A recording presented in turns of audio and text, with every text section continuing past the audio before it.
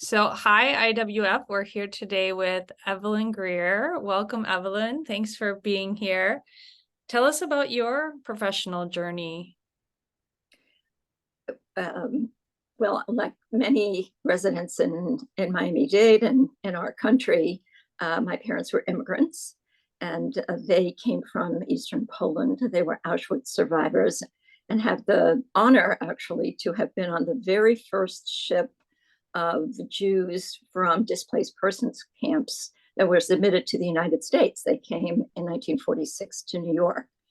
I grew up in the Bronx in a very working class neighborhood. My father was a barber, and we were always encouraged to be good in school and to try to make our way in the traditional American way of being very good in school and progressing up the professions.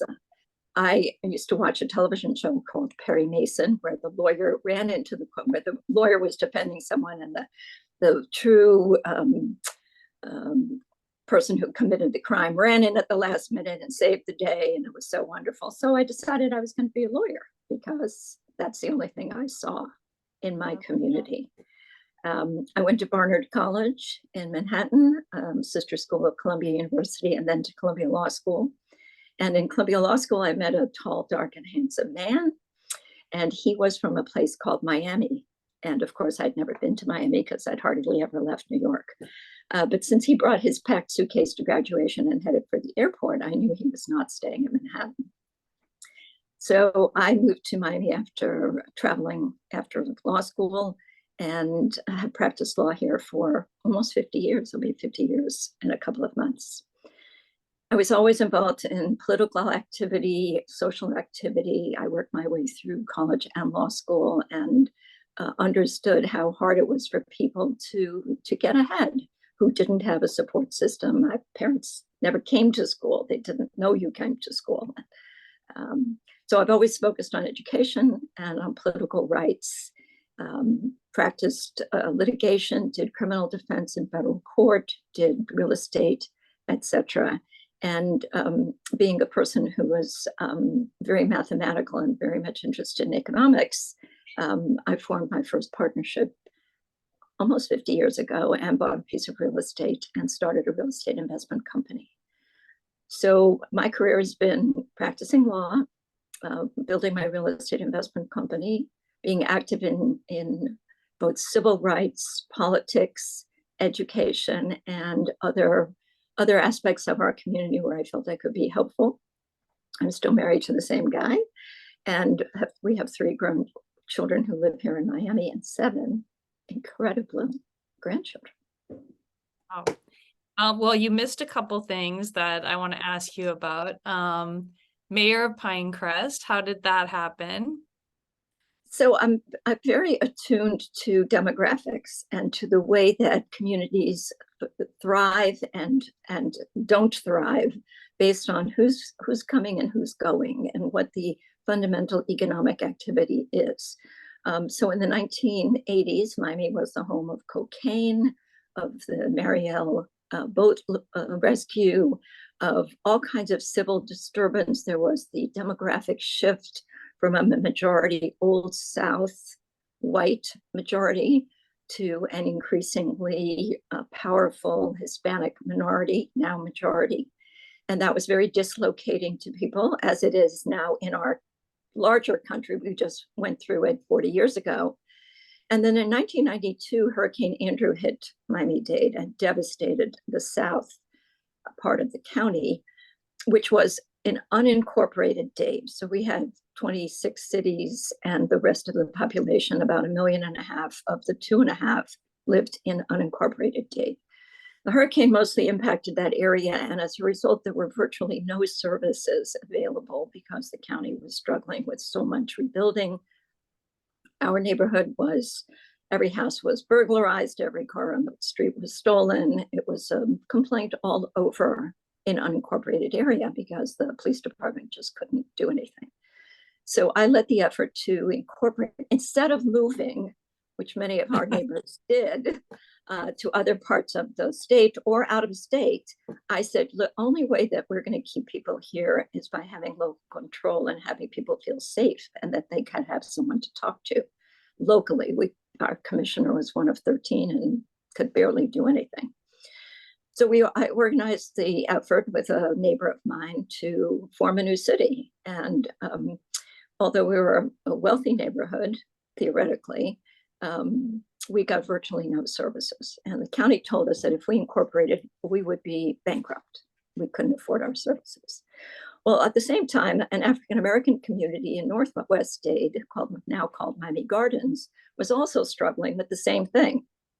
The county was telling them that they couldn't be a city because, of course, they were African-American and they would be broke and these hoodlums would be running in the streets, et cetera, et cetera. And we started talking to each other, and I would go up there and Shirley Gibson, who became mayor, would come down to my neighborhood. And we realized we were both complaining about the same things. And in fact, our tax dollars were not supporting African-American communities, and we were more similar than we were different. We went to election. We were created as a city, the village of Pinecrest. I became the first mayor and served for 8 years. Shirley, because her population was more suspicious of motives, having had many experiences of being disappointed by political promises, voted against. But 3 years later, she was incorporated. She became the mayor. It is now the largest African-American city in the state of Florida. We are sisters, of course, having gone through the same experience, and they are thriving. And not only that, they are now the growth ground, the place where young African-American leaders get experience on the council and then as mayor and then on committees. And they have elected most of the commissioners from that area to the county commission. Yeah. So that was very interesting and a great experience. And I think Pinecrest now is one of the most successful cities in the county. We did not go broke. We uncovered all the corruption and fraud that the county was involved with, from road paving to, don't even get me started. And we run a very transparent operation. I think people are very happy. Now it is one of the places to move to in the county, and we've attracted people rather than lost people. Yeah, and there's an Evelyn Greer Park there. So yes. Yes. And then the school board. What were you thinking there? Because that is asking for punishment. Yeah, that was definitely asking for punishment. We had a school board member who served admirably for 16 years, and she was retiring, and it was an opportunity to have a real impact countywide. To me, the education system is the entryway for whether you're first, second, third, or 10th generation. It's the entryway into success in this country. You can always take your education with you. My parents, based on their experience, always kept a packed suitcase under their beds because they were ready to leave. And they could always take their education with them, such as it was. And they always felt, well, if I was at least educated, I could take my education with me if I needed to leave the country. I'm hoping not to be able to have to leave the country, honestly, but I understood that to create a strong community, to create a strong country, we had to have a top-notch school system. And you had to have a pathway for people who were completely unsophisticated, couldn't play the rules, couldn't hire fancy college counselors, et cetera, to and integrate into the mainstream of the country, of how this country is run and become part of the leadership. So I ran for school board. I was elected. I served 4 very tumultuous years on the board. And in the last year, it was 2008, we were discussing the increase for the teachers' salaries. And there had been talk about a 10% increase. We were going through boom times in that time. And I said, look, we're going to have a horrendous recession, and Florida is all about real estate. And I was in the real estate business, and I said, no, there's no possibility. In fact, we have to think about what our layoffs are going to be. And of course, people were horrified. Teachers Union ran someone against me, and he was successful. And of course, 2008, the economy completely collapsed. Nobody got any raises, and many people, unfortunately, were laid off. So I was fine. It was a very good experience to be on the board. I really learned a lot, and I think I did some good. South Dade was very underserviced by the school board for special schools, high achieving schools, special programs. And I brought two new high schools, a special health focused high school in the old Homestead Hospital, and other real improvements. I used to bring a map with me with a dot pattern of where all the special schools were, and they were all basically downtown, you know, Mast and Dash and etc. And I said, take a look at this map. We have Turner Tech, and that's it. And that had an impact. So I felt like to the smallest extent that I could, Palmetto Senior High School, which had no air conditioning in 2004, was finally got air conditioning. I said to my husband, well, you were the first class at Palmetto High School, and they finally got air conditioning. So that's a victory. And there's a lot of famous graduates from Palmetto High School. So our latest Supreme Court justice is a graduate. Great. We're usually proud. And of course, Jeff Bezos of Amazon. Yeah. So amongst others. Aside from running your real estate empire, because I think you downplayed it a little bit, but aside from that, what are you working on now? I am very engaged in the charitable boards.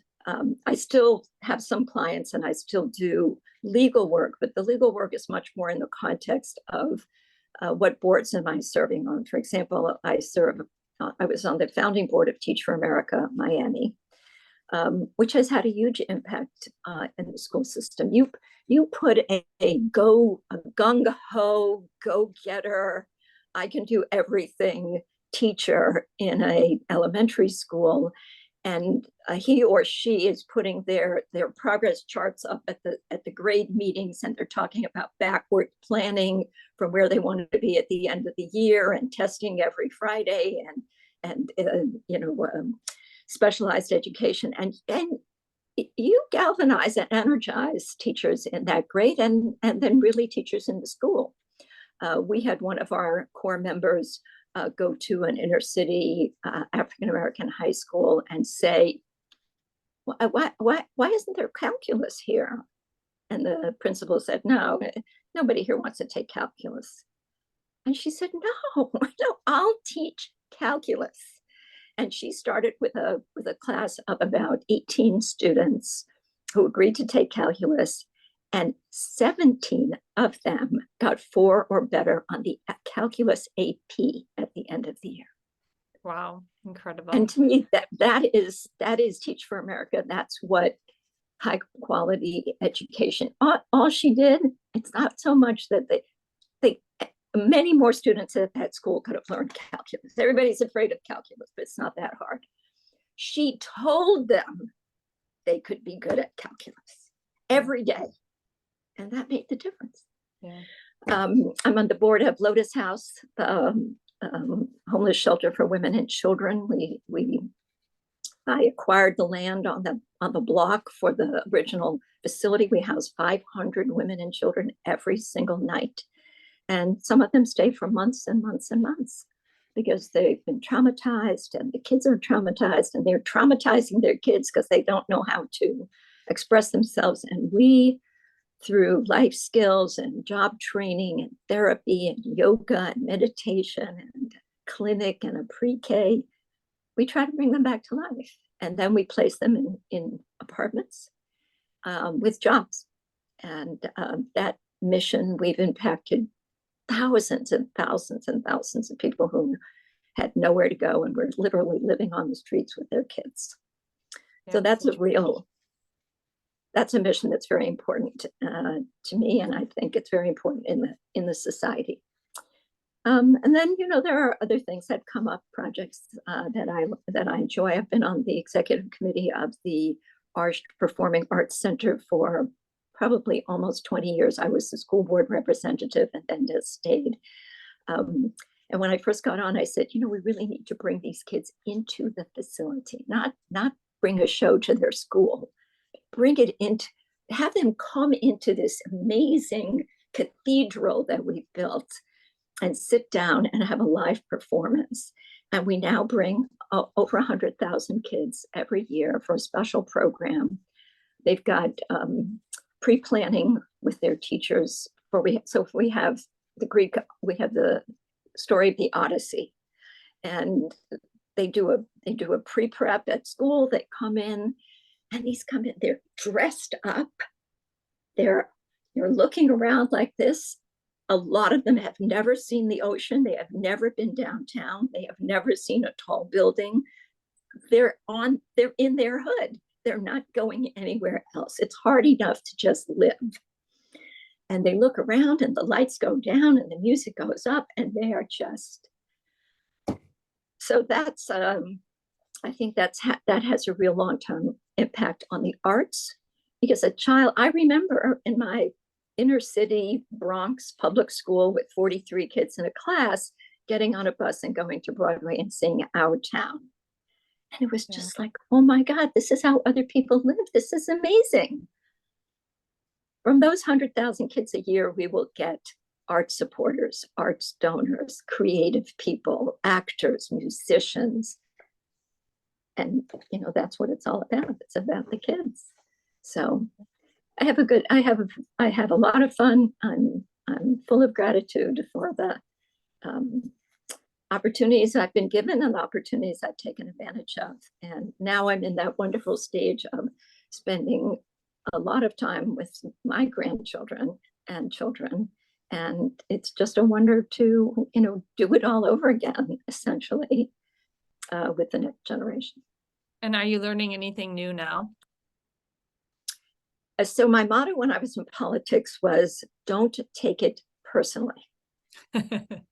Because it's not about you, it's not about the politician, it's about the frustration and the anger that the person screaming at you has and wants you to do something about. And people have very little real understanding of how the system works. People would scream at me about the school system, even though the mayor had nothing to do with the school system. And then they'd scream at me about the police in their neighborhood, even though the school board has nothing to do with the police. So I learned a lot of patience at that time and understanding of people's frustrations. I have tried to bring that to my relationships with my family, my friends, my organizations. And the newer motto that I've adopted since I have grandchildren was, no helpful suggestions. That's a good one. Well, what's the best advice you ever received? Is that it? No, no, I should have received that earlier on, but no. I think the best advice was the teachers I had in high school, and I was in a giant low income neighborhood high school in Queens, with very little prospects of going to college, or majority of my classmates wouldn't have thought about going to college. They were looking to go to work after they graduated. And I think what I got from the couple of teachers there who saw me as a bright student and who encouraged me was, never give up. And no matter how hard you have to work or how disappointed you may be, just keep going. And that was great advice, and it's been a power throughout my career and my life. Yeah, I mean, I think that one has come across many times, perseverance with our sisters in this organization. You can imagine. Absolutely. You look around our dinners and our meetings and you see first generation people, and their struggles, and you see people whose families were fractured and who didn't have support or encouragement, and who had to overcome all kind of institutional blocks to their progress. And you think, you made it, honey. Be proud. A few fun questions before we wrap up. What's a fact about you we could not find on the internet? Oh my God.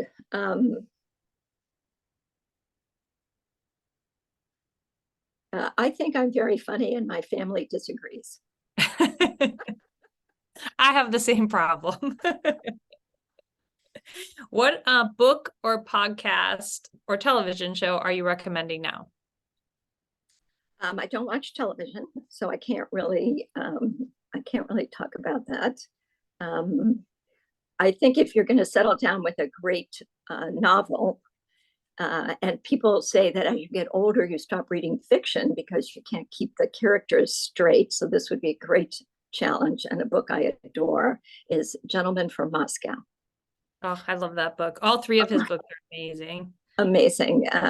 The setting, the knowledge of what happened, the richness of the dialogue and the writing. It's just, I could not put it down. Many a sleepless night was had with that book. What is an exciting or memorable adventure that you had outside of your profession? When I graduated from law school and I was just 23, I had worked continuously from high school, to pay my tuition, to pay my way through school. And I said, before I settle down, and he was in Florida and I was in New York, I want to travel. And so I took a backpack and I flew to Lisbon, and I backpacked all the way through Southern Europe, up through Germany, down through Yugoslavia, which was then a communist country, through Greece to Athens. And then I flew to Istanbul, and I backpacked through Turkey, Iran, Afghanistan, Pakistan, India, and Nepal alone. On your own? Oh my gosh. And it was the most exhilarating, amazing trip. I met up with people at hostels. We traveled together. I traveled by myself. I hitchhiked a ride with a school bus of Swedish high school students in eastern Iran, and we drove together through Afghanistan. And because I was with them, I went to a camel fight. I went to a village of only mud huts that could have been in the 8th century with the women in a separate room. And it was just amazing. And I think the experience of having the guts to do that has powered me through a lot of difficult times in my life. Because, if you can hitchhike alone through Afghanistan, you can do anything. Pretty much. Last fun question. If you were in charge of the playlist, what song would be playing next? If